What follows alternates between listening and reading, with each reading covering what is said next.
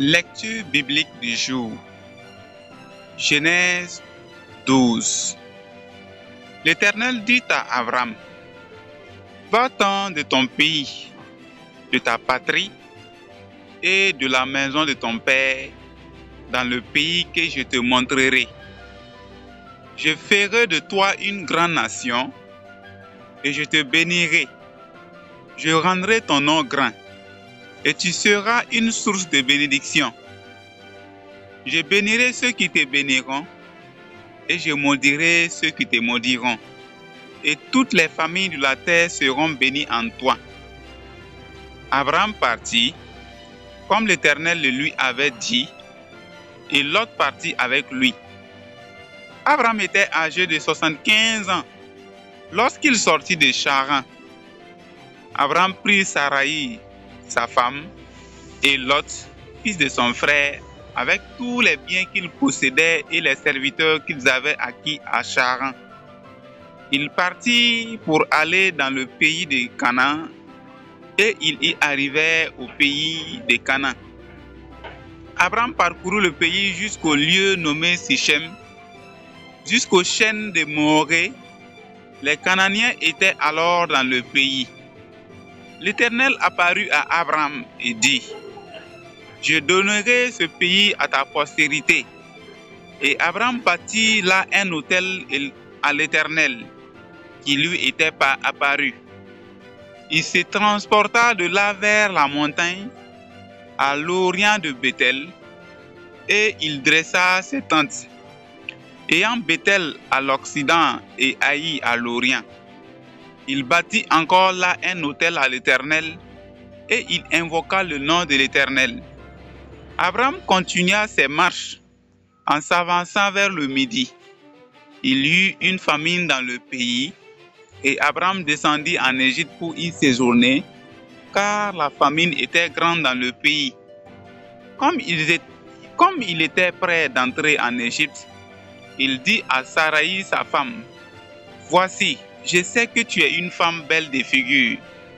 Quand les Égyptiens te verront, ils diront: C'est sa femme, et ils me tueront et te laisseront la vie.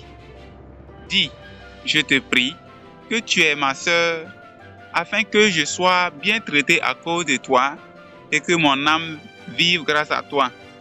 Lorsque Abraham fut arrivé en Égypte, les Égyptiens virent que la femme était fort belle. Les grands de Pharaon la virent aussi et la vantèrent à Pharaon, et la femme fut emmenée dans la maison de Pharaon. Il traita bien Abraham à cause d'elle, et Abraham reçut des brebis, des bœufs, des ânes, des serviteurs et des servantes, des ânesses et des chameaux. Mais l'Éternel frappa de grandes plaies Pharaon et sa maison au sujet de Saraï, femme d'Abraham. Alors Pharaon appela Abraham et dit: Qu'est-ce que tu m'as fait? Pourquoi ne m'as-tu pas déclaré que c'est ta femme? Pourquoi as-tu dit: C'est ma sœur? Aussi l'ai-je pris pour ma femme. Maintenant, voici ta femme, prends-la et va-t'en. Et Pharaon donna ordre à ses gens de lui renvoyer, lui et sa femme, avec tout ce qui lui appartenait.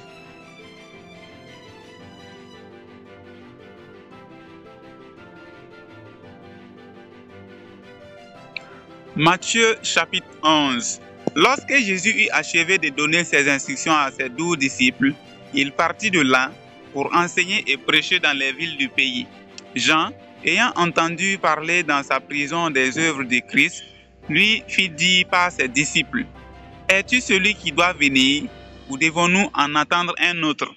Jésus leur répondit: Allez rapporter à Jean ce que vous entendez et ce que vous voyez.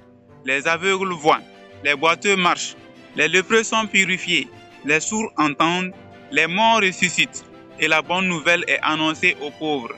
Heureux celui pour qui je ne serai pas une occasion de chute. Comme il s'en allait, Jésus s'est mis à dire à la foule au sujet des gens: Qu'êtes-vous allé voir au désert? Un roseau agité par le vent? Mais qu'êtes-vous allé voir? Un homme vêtu d'habits précieux? Voici ceux qui portent des habits précieux sont dans les maisons des rois.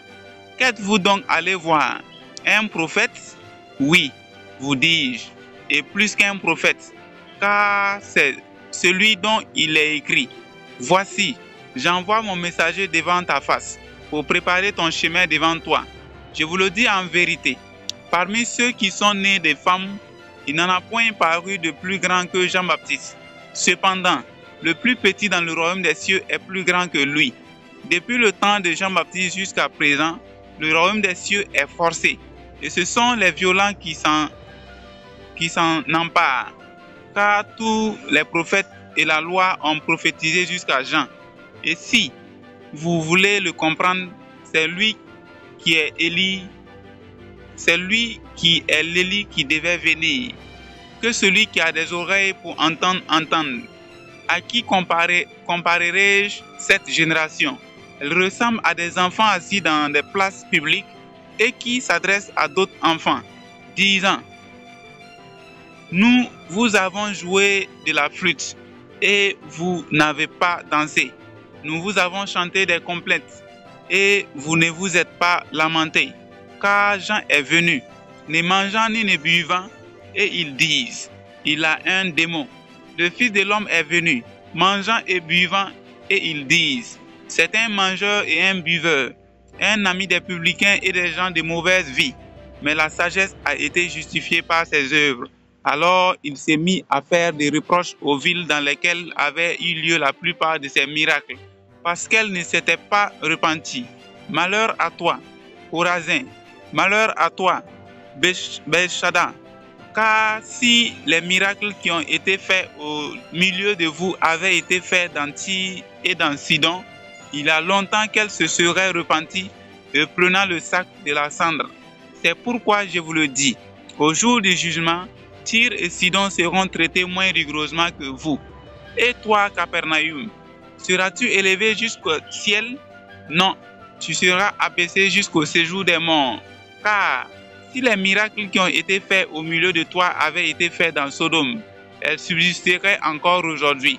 C'est pourquoi je vous le dis, au jour du jugement, le pays de Sodome sera traité moins rigoureusement que toi.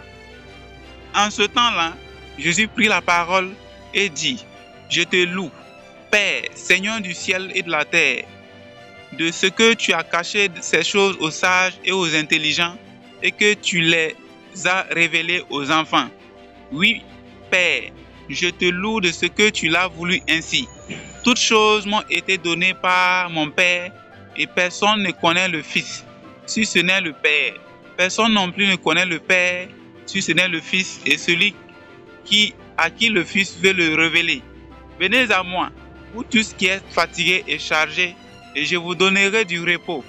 Prenez mon joug sur vous et recevez mes instructions, car je suis doux et humble de cœur, et vous trouverez du repos pour vos âmes, car mon joug est doux et mon fardeau léger.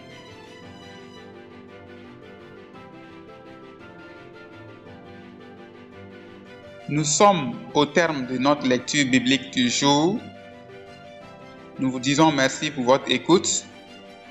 Nous vous invitons à vous abonner à notre chaîne pour profiter des prochaines lectures bibliques. Et rendez-vous est pris demain pour une prochaine lecture.